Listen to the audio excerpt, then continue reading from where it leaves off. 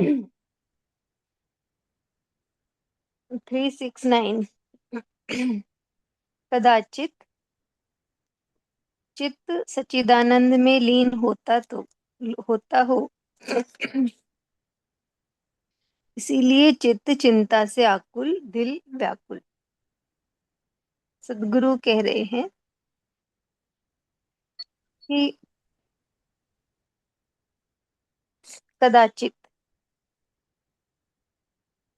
चित्त सच्चिदानंद में लीन होता हो। कदाचित यानी कभी कभी,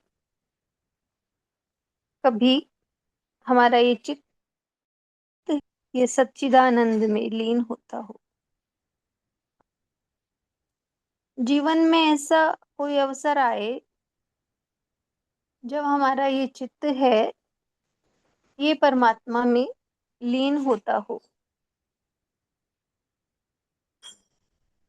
तो परमात्मा में चित्त लीन कभी हो तो उस अवस्था में हमारे भीतर ना तो भय रहेगा, न भोग की भावना होगी, न चिंता होगी, न हमारा चित्त चिंता से आकुल व्याकुल होगा। चित्त में चिंता, अभाव इसीलिए है कि हमारा चित्त सच्चिदानंद में लीन नहीं होता।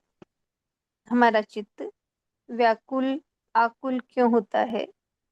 संसार के व्यवहार के कारण, संसार की बातों से, या हमारा चित्त संसार में लगा है, इसीलिए चित्त आकुल और व्याकुल होता है। तो हम इतना हमारा चित्त है संसारिक व्यवहार में लिप्त है कि हम भगवान को तो भूले हुए हैं।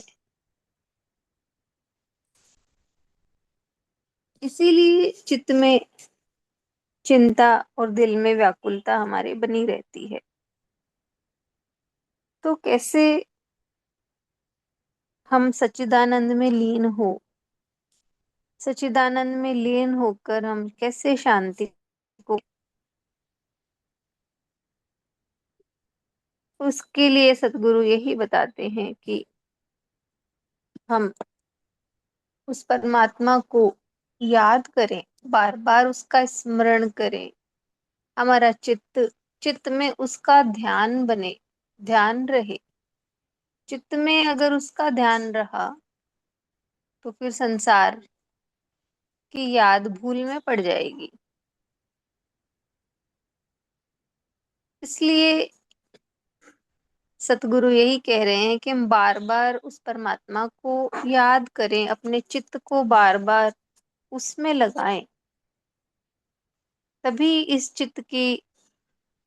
आ, चित्त की आकुलता और दिल की व्याकुलता तभी दूर हो पाएगी।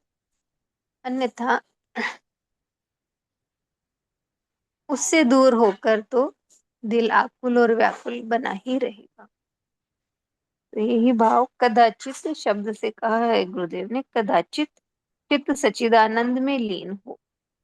तो कभी तो ये दिल उस परमात्मा में लीन हो जिसने हमें सब कुछ दिया है। उस परमात्मा को कभी तो हम भूल कर भी हम उसे याद तो करें। तो उसकी याद है संसार की याद को भुला देती है। संसार की याद भूलती है, तभी परमात्मा की दुनिया आबाद होती है हमारे भीतर। तभी हम शांति, सुकून, आनंद को जीवन में अनुभव कर पाएंगे। तो ये भाव समझ में आया? हरिओम।